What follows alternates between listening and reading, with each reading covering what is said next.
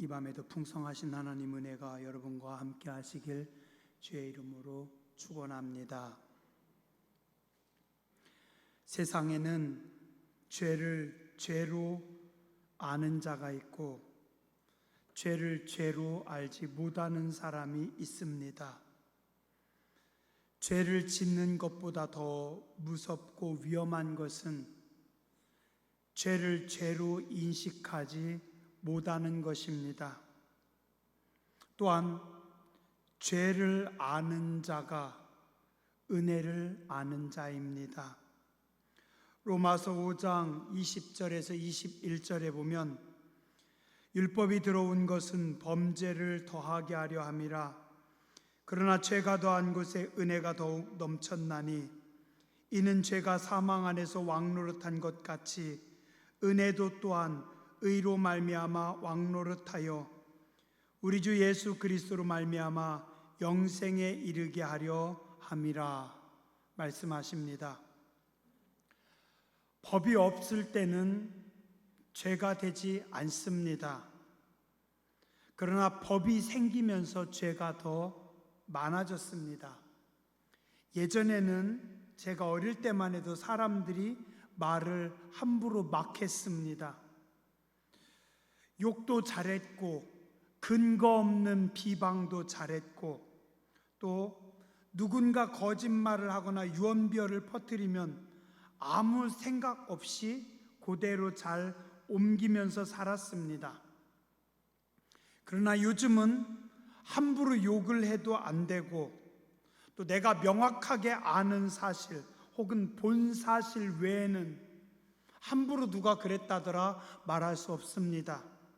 그리고 또 내가 아는 사실이라 할지라도 무고죄나 명예훼손죄가 되기 때문에 참 조심합니다.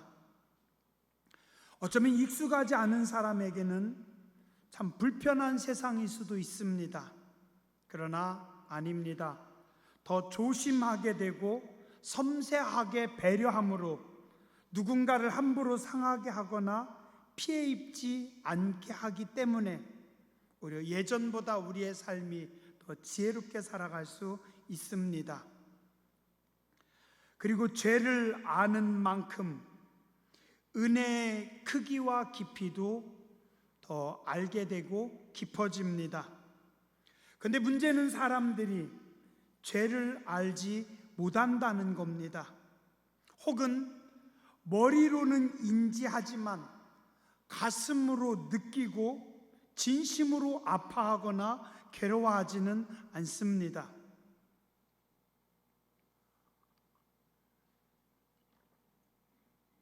요즘 정치권을 보면서요, 많은 국민들이 속상하고 화가 납니다. 왜냐하면 지도자들이라고 하는 분들이, 권력을 가진 사람들이, 국회의원이나 한 나라의 대통령에 출마한다고 하는 후보들이 도덕성이 너무 바닥입니다. 쳐다보면서 저렇게 무책임해서 저렇게 도덕성이 없는 사람이 어떻게 지도자가 되어서 국민들 앞에 설 수 있을까? 또한 초대형 사건이나 비리들이 쏟아져 나와도 하는 말이 다 그런 거지 뭐. 다 같은 사람들인데 재수가 없어서 걸렸지. 그렇게 생각한다라는 겁니다. 아직도 우리나라는 지도자들이 정직하지 못하고 도덕적으로 본이 되지 못하는구나 생각할 때마다 많이 씁쓸합니다. 다윗은 왕이었어요. 3000년 전에 이스라엘의 왕이었습니다. 그 시대에는 언론도 없었고 왕의 말 한마디가 법이었던 시대입니다. 주변 나라의 거의 모든 통치자들이 다 자기 맘대로 하던 시대였습니다. 그런데 그 시대에 왕인 다윗은 오늘 성경 말씀에 보면 자신의 죄를 정말 알았고 그 죄로 인해서 심히 괴로워하고 아파합니다. 저는 이것이 다윗의 위대함이라고 생각합니다. 왕의 말 한마디가 법입니다. 절대 권력의 소유자입니다. 밧세바와의 불륜이나 우리아에 대한 제거, 어쩌면 왕이 적당히 숨기거나 포장해버리면 큰 문제가 되지 않을 수도 있습니다. 아마 요즘 우리나라의 정치인들이라면 아무 문제가 되지 않을 것 같아요. 그런데 다윗은 그 모든 자신의 허물을 하나도 숨기거나 포장하지 않고 솔직하게 다 드러내놓았습니다. 그리고 하나님 앞에 괴로워하고 몸부림칩니다. 숨기고 숨기다가 절대로 그런 일 없다고 잡아떼다가 나중에 사실이 드러나면 그제서 죄송하다고 한마디 하고 또 세월이 지나면 언제 그랬냐는 듯이 또 아무렇지도 않게 살아가는 사람들하고는 근본이 다릅니다. 다윗이 세상 지도자들과 가장 큰 다름은 여기에 있습니다. 뭐예요? 다윗은 하나님을 모시고 살았던 사람입니다. 하나님 없는 인생과 하나님을 모신 인생의 차이입니다. 오늘도 하나님 없는 사람들은 아무렇지도 않게 그냥 숨기고 덮고 거짓말하고 적당히 포장하고, 그러나 하나님 모신 사람들, 하나님 앞에 있는 사람들은 하나님을 모셨기 때문에 숨길 수도 없고 적당히 묻을 수도 없고 포장할 수도 없습니다.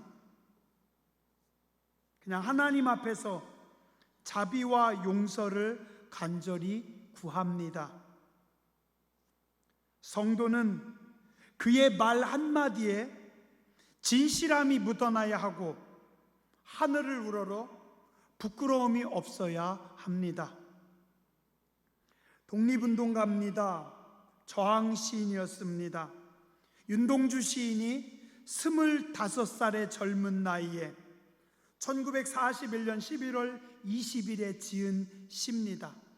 우리 국민시라고도 하며 참 좋아하는 시입니다. 서시라고 하죠. 그리고 4년 후에 29살에 윤동주 시인은 1945년 2월 16일에 광복 6개월 전에 일본의 감옥에서 옥사한 참 안타까운 인물입니다. 그분이 지은 서시 제가 한번 읽어드릴게요.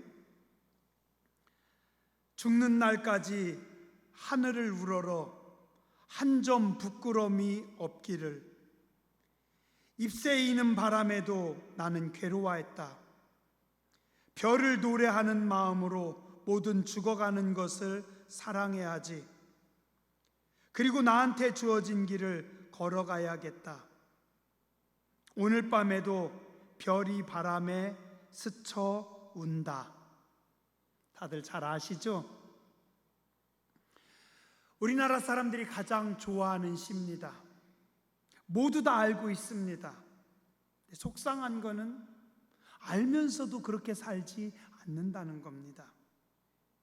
우리 여러분들은 이 시의 고백처럼 살아보시기 바랍니다. 오늘 본문 시편 51편은 다윗이 범죄한 이후에 하나님 앞에 회개하며 몸부림치는 참회시입니다. 하나님이여, 주의 인자를 따라 내게 은혜를 베푸시고 죄 많은 긍휼을 따라 내 죄악을 지워주소서. 하나님, 나에게 은혜를 베풀어 주시고 나의 죄를 지워주시옵소서. 하나님, 내 죄악을 말갛게 씻기시고 나의 죄를 깨끗이 제하여 주옵소서. 그냥 하나님, 제가 죄졌어요, 용서해 주세요, 그냥 한마디 하면 되지 않을까요? 다윗은 죄가 너무 많이 아팠습니다. 너무 괴로웠습니다. 하나님 앞에 너무 속상했습니다. 그래서 하나님 앞에 하나님 내 죄를 씻어 주시옵소서, 하나님 나를 불쌍히 여겨 주시옵소서, 무릇 나는 내 죄가를 아오니 내 죄가 항상 내 앞에 있습니다. 내가 주의 목전에서 악을 행했습니다. 주께서 말씀하실 때 의로우시다고 주께서 심판하실 때 순전하시다 하리이다. 내가 죄악 중에서 출생하였습니다. 하나님, 저는 태어날 때부터 어머니 뱃속에서부터 죄덩어리였던 것 같아요. 우리 왜 그렇죠? 내 죄가 깊이 느껴질 때 뭐라고요? 하나님, 나는 완전 죄덩어리 같아요. 옛날부터 지금까지 생각하는 모든 것, 말하는 모든 것, 하는 모든 것이 내가 나를 돌아볼 때 그냥 죄밖에 없네요. 순간순간 행한 모든 일들이 죄와 허물 뿐입니다. 다윗도요, 죄가 너무 절실하게 느껴졌기 때문에 하나님, 저는 생각해 보니 엄마 뱃속에서부터 죄덩어리였던 것 같아요. 하나님, 나는 죄악 중에 출생하였습니다. 어머니가 죄 중에서 나를 잉태하였습니다. 보소서, 주께서는 중심이 진실함을 원하시오니 내게 지혜를 은밀히 가르치시리이다. 우슬초로 나를 정결하게 하소서. 내가 청하리이다. 나의 죄를 씻어주소서. 내가 눈보다 희리이다. 오늘 말씀에요, 시편 51편에 읽으면 다윗이 정말 자신의 가슴을 찢으면서 회개합니다. 다윗의 애절한 마음이 깊이 느껴지는 게 오늘 시편 51편입니다.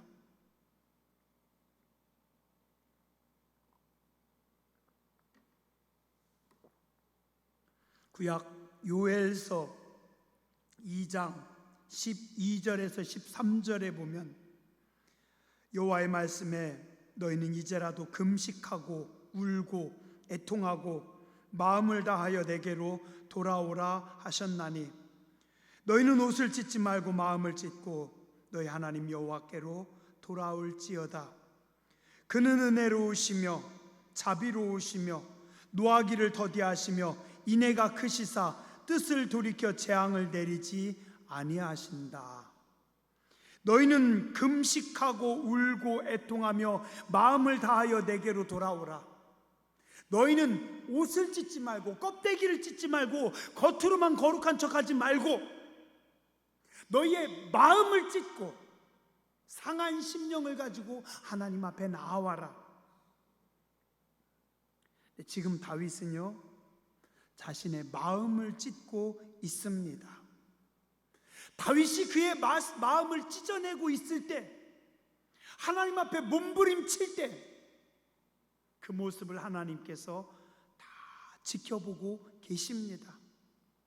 하나님은 다윗의 아픈 가슴, 다윗의 한숨 한마디 한마디, 다윗의 눈물 한 방울까지도 다 보시는 분이시고 들으시는 하나님이십니다. 오늘 우리도요, 다윗처럼 하나님 앞에서 우리의 가슴을 찢어야 되고 하나님 앞에서 우리의 상한 심령을 내어놔야 됩니다. 우리가 잘 알고 좋아하는 복음성가 주만 바라볼지라 라는 찬양에 보면 이런 가사가 있습니다. 하나님, 사랑의 눈으로 너를 어느 때나 바라보시고 하나님은 인자한 귀로서 언제나 너에게 기울이시니 어둠의 밝은 빛을 비춰주시고 너의 작은 신음에도 응답하시니 너는 어느 곳에 있든지 주를 바라고 주만 바라볼지라. 저는 그 가사가 참 은혜롭고 좋아요. 너의 작은 신음에도 하나님 응답하시니 하나님 사랑의 눈으로 너를 어느 때나 바라보시고 하나님 인자한 귀로 언제나 너에게 귀를 기울이시니 네가 어둠에 있을 때 밝은 빛으로 인도하시고 너의 작은 신음에도 응답하시고 네가 어느 곳에 있든지 주를 바라고 주를 바라볼지라. 오늘요, 다윗이 가슴을 찢습니다. 다윗이 피를 토합니다. 하나님 앞에 죄 때문에 몸부림치며 하나님 앞에 떱니다. 다윗의 그 눈물과 다윗의 그 몸부림침을 하나님께서 보십니다. 내가 네 눈물을 보았고, 내가 네 몸부림침을 보았고, 내가 너 애씀을 보았다. 그래서 다윗은 하나님의 마음에 합한 사람입니다. 가끔 기억나는 분들이나 기억나는 모습들이 있습니다. 예전에 어느 날 성전에 문을 열고 들어갔는데 어떤 분이, 좀 교회 잘 안 나오시는 분이, 젊을 때 신앙생활 하셨던 분인가 봐요. 술에 많이 취해가지고 성전에 들어와서 울고 있더라고요. 하나님 죄송해요. 하나님 죄송해요. 제가 문을 열고 들어가다 그냥 조용히 나왔어요. 돌아서면서 드는 생각이, 하나님께서 저 모습을 얼마나 기뻐하실까. 비록 지금은 술에 취해 있지만. 어떤 분이 저한테 전화를 했어요. 예전에요, 10몇 년 전입니다. 목사님, 저도 예전엔 신앙생활 잘했는데, 새벽 기도도 잘했는데 요즘 너무 많이 흐트러졌네요. 목사님, 저를 위해서 기도해 주세요. 예, 제가 꼭 기도할게요. 그분이 지금 다시 하나님 앞에 나왔는지 안 나왔는지는 모르겠지만 저한테 전화해서 하소연할 때 그 모습을 하나님께서 기억하시겠죠? 예전에 어느 날 제가 참 속상하고 어려운 일이 있어서 성전에 기도하러 갔는데 성전 문이 닫혀 있더라고요. 아주 오래전이었어요. 성전 문 앞에서 들어가진 못하고 거기 엎드려서 성전 문고리를 붙잡고 기도했던 기억이 있습니다. 들어가진 못했지만 안타까운 마음으로 기도할 때 하나님께서 그 모습을 기억하셨고, 제가 대학교 다닐 때 혼자 깊은 밤에 그 새벽에 성전에 가서 성전 한가운데서 새벽 2시에 성경을 읽고 기도하던 모습을 하나님께서 보셨고, 내가 거기서 너를 다시 기다린다라고 말씀하셨습니다. 우리가 가장 괴로울 때, 우리가 가장 아파할 때, 그 괴로움과 아픔의 자리에서 힘들어할 때 하나님은 그 참여하는 자들을 기뻐하시고 그들의 신음소리와 그들의 눈물을 보십니다. 하나님께서는 참여하는 자를 사랑하시고 하나님께서 받으시는 제사는 상한 심령의 제사랍니다. 여러분들도요, 상하고 통회하는 심령으로 하나님 앞에 자주 나아가시기 바랍니다. 왜요? 하나님은 가장 겸손한 자리에서 부르짖을 때 가장 기뻐하십니다. 저도 오늘 하루 종일 하나님 앞에 겸손하게 기도했습니다. 목소리가 안 나오는 거예요. 하나님 어떻게 해요? 계속 머리도 아프고 괴로워서 오늘 저녁에 설교 어떻게 해야 될지 모르겠네요. 하나님 좀 불쌍히 여겨 주시옵소서. 이 몸이 아프면 사람이 겸손해집니다. 병원에 있으면 사람이 겸손해지더라고요. 그죠? 다윗의 마음이 다 부서졌습니다. 심령이 깨졌습니다. 요즘 젊은이들의 말로 한다면 멘붕이라고 합니다. 얼마나 힘들고 아팠겠어요? 그런데 그때가 하나님의 은혜를 받을 수 있는 가장 좋은 시간입니다. 왠지 아세요? 사실 우리는 너무 어리석어서 순간순간 교만합니다. 순간순간 착각합니다. 옆에서 마귀가 조금만 바람을 불면, 사람들이 조금만 속삭이면 금방 홀딱 넘어가고 무너져 버리는 존재들입니다. 이쁘다고 3번만 말하면 진짜 이쁜 줄 알아요. 똑똑하다고 3번만 말해주면 진짜 똑똑한 줄 알아요. 훌륭하다고 사람들이 3번만 이야기하면 진짜 훌륭한 줄 알아요. 그래서 헤롯이 주변의 사람들이 신의 소리입니다, 신의 소리입니다, 신의 소리입니다 하니까 진짜 신의 소리인 줄 알고 지가 신인 줄 알고 설치다가 하나님께서 가장 작은 벌레를 보내셔서 헤롯을 죽이시잖아요. 우린 참 교만한 사람들입니다.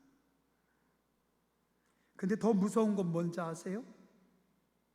교만함 속에 우둔함과 무지함을 가지고 있습니다. 어리석고 우둔한데 우리는 고집까지 셉니다. 누가 말려요? 답이 없습니다. 어리석고 고집센 인간 누구예요? 바로 납니다. 잠언서에 보니까 재밌는 말씀들이 많이 나오더라고요. 제가 두 곳만 읽어드릴게요. 잠언 17장 12절, 차라리 새끼 빼앗긴 암곰을 만날지언정 미련한 일을 행하는 미련한 자를 만나지 말 것이니라.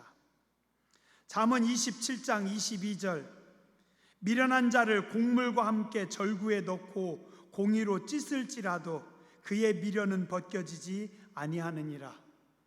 미련한 자를 절구통에다가 넣고 곡식하고 같이 찧어도 미련한 자의 미련은 벗겨지지 않는데요. 제가 보면서 많이 찔렸어요. 어쩜 이렇게 내 얘기하는가. 참 미련합니다. 참 교만합니다. 로마서 1장에 나와 있는 하나님 두기를 싫어하는 이기적인 인간들입니다. 이런 교만한 사람들, 우둔한 사람들, 자기중심적인 사람들 어떻게 하나님 은혜를 받을 수 있을까요? 어떻게 해야 돼요? 깨져야 됩니다. 마음이 깨져야 됩니다. 교만함이 깨져야 되고 어리석음이 우둔함이 깨져야 되고 고집됨이 깨져야 되고 자기중심적인 것들이 깨져야 됩니다. 그럼 어떻게 해야 돼요? 심령이 다 깨지고 부서져야, 상한 심령이 돼야, 통회하는 심령이 돼야 어떻게 해요? 하나님께서 새로 고쳐서 쓰십니다.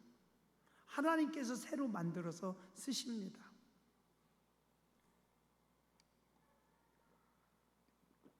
이 그릇 안에 물이 담겨져 있어요. 물을 담아놓고 하나님 여기다가 가장 좋은 기름을 부어주셔서 사용하여 주시옵소서. 여기다가 하나님께서 하늘의 신령한 기름을 부을 수 있을까요? 물이 들어있는 이곳에 귀한 참기름을 부을 수 있어요? 없어요. 못 부습니다. 어떻게 해야 돼요? 다 부어버리고 다 깨져야 됩니다.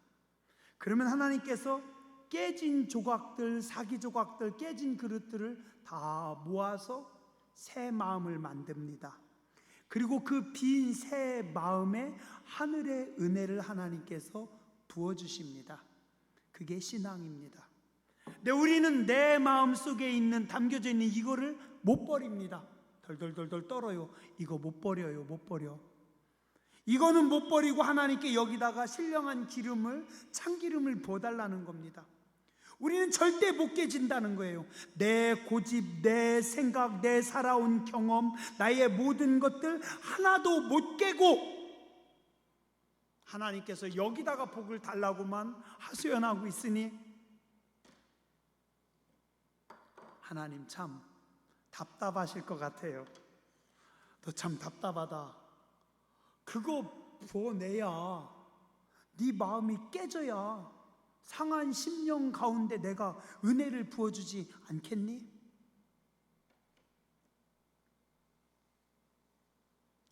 젊은 시절의 다윗은 힘들고 험난한 시간들을 살았습니다. 그러나 모든 어려움을 이기고 이스라엘의 위대한 성군이 됩니다. 이제 다윗은 모든 것에 부족함이 없는 삶을 살아갑니다. 그런 다윗의 삶에 가장 큰 자산이 뭔지 아세요? 가장 중요한 다윗의 자산 목록 1호가 뭘까요? 자식일까요? 나라일까요? 권력일까요? 아니에요. 아닙니다. 모든 것을 다 가지고 있었던 다윗이었지만 그의 자산 목록 1호는 하나님에 대한 마음이었습니다. 바로 하나님이었습니다. 다윗은 모든 것을 다 가지고 있었지만 하나님이 가장 중요했습니다. 그의 가지고 있던 모든 것을 다 포기하는 한이 있더라도 하나님만은 포기하지 않으려고 했습니다. 그게 어디서 나와요? 오늘 말씀 9절 이하에 보면 나옵니다. 주의 얼굴을, 하나님의 얼굴을 내 죄에서 돌이키시고 내 모든 죄악을 지워주소서. 뭘 중요시 여깁니까? 하나님의 얼굴. 하나님, 제가 죄인이지만요, 제가 악하지만요, 제가 실수했지만 하나님 앞에 자리를 떠나기 싫습니다. 저는 하나님 앞에 자리를 놓치면 안 됩니다. 한번 따라서 하시죠. 하나님 앞에 자리를 떠나지 않겠습니다. 하나님 앞에 그 자리를 놓치면 안 됩니다. 하나님이여, 내 속에 정한 마음을 창조하시고 내 안에 정직한 영을 새롭게 하소서. 내가 죄를 지었지만, 내가 어리석게 살았지만 하나님, 내가 참여하고 내 마음을 다 깨고 내 죄를 다 부숴버리오니 내 마음을 창조하시고 정직한 영, 성령을 새롭게 하여 주시옵소서. 나를 주 앞에서 쫓아내지 마시고, 나는 하나님 앞에 자리에서 쫓겨나는 것이 가장 두렵고 하나님 앞에서 쫓겨나는 것만은 절대 견딜 수가 없습니다. 주의 성령을 내게서 거두지 마옵소서. 이래야 되는데 어리석은 사람들은 조금만 뭐하면 하나님 앞을 확확 떠나버리는 겁니다. 하나님이 정한 길에서 자기 맘대로 가는 겁니다.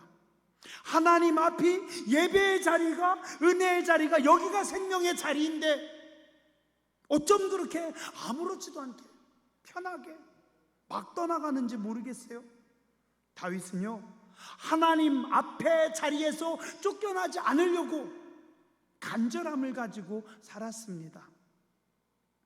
저는 예전에 신앙의 선배들, 어른들을 보면서요, 참 귀하게 여기는 것 중에 하나가 있어요. 그게 뭐냐면요, 예전에 제가 어릴 적에 장로님들, 권사님들은요, 교회 가면 꼭 내 자리가 있었어요. 내 자리. 내가 죽을 때까지, 하나님께서 나를 부르시는 그날까지 내 자리 절대 하나님 놓치지 않습니다. 이 자리는 내가 하나님 앞에 예배하는 자리고, 이 자리는 내가 하나님 앞에 기도하는 자리고, 이 자리는 내가 하나님 앞에 나의 평생을 드리는 자리고, 이 자리는 내 마음을 쏟아내는 내 자리이기 때문에 무슨 일이 있어도. 얼마 전에 저희 어머니 만났는데 그러시더라고요. 중흥교회 새로 건축한 이후에 니네 아버지 돌아가시기 전에 니네 아버지하고 나하고 꼭 맨날 가서 앉는 자리가 있다. 지금도 그 자리만큼은 어느 누구도 앉지 않는데요. 왜냐하면 저희 어머니가 늘 앉는 자리이기 때문에. 엄마, 딴 사람이 앉아도 돼라고 말하려고 하다가 말 안 했어요. 죽을 때까지 그 자리 지켜야 된대요. 죽을 때까지 이 자리만큼은 놓치지 않는데요.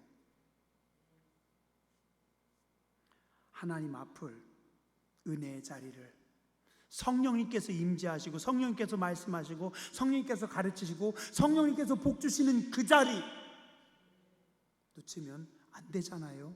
그죠? 그 자리 놓치면 안 됩니다.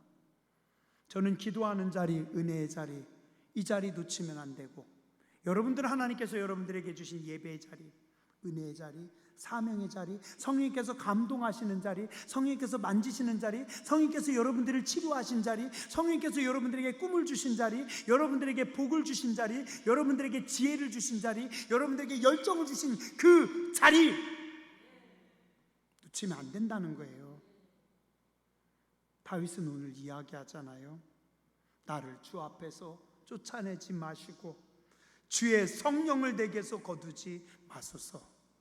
주의 구원의 즐거움을 내게 회복시켜 주시고 다윗이 즐거운 일이 얼마나 많겠어요? 왕인데 하고 싶은 거 다 하는데, 그 나라의 모든 재산이 다 다윗 건데 하고 싶은 거 다 할 수 있는 사람인데 뭐예요? 구원의 즐거움, 은혜의 즐거움, 기도의 맛, 성령님 말씀하신 하나님 앞에서의 은혜의 즐거움을 하나님 회복시켜 주시고 자원하는 심령을 주사 나를 붙들어 주옵소서. 오늘 여러분의 삶에서 가장 중요한 것은 무엇입니까? 오늘 우리도 다윗처럼 성령의 충만함을 사모해야 됩니다. 하나님의 영의 지배하심을 사모해야 됩니다. 오늘 말씀의 17절의 고백이 우리의 고백, 나의 고백이 되어야 됩니다. 하나님께서 구하시는 제사는 상한 심령이라. 하나님이여, 상하고 통회하는 마음을 주께서 멸시하지 아니하시리이다. 기도하겠습니다. 자비하신 하나님, 우리는 죄를 죄로 여기지 않고 멋대로 살아가고 있습니다. 우리는 참 우둔하며 고집스럽습니다. 교만합니다. 자기중심적입니다. 참으로 악합니다.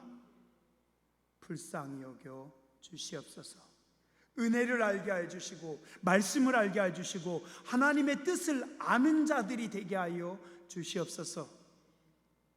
우리도 다윗처럼 참회하는 심령을 주시고 은혜를 사모하는 마음을 주시고 거룩한 자의 자리에 서는 예배자들이 되게 하여 주시옵소서. 거룩하신 주님, 예수님 이름으로 감사하며 기도드렸습니다.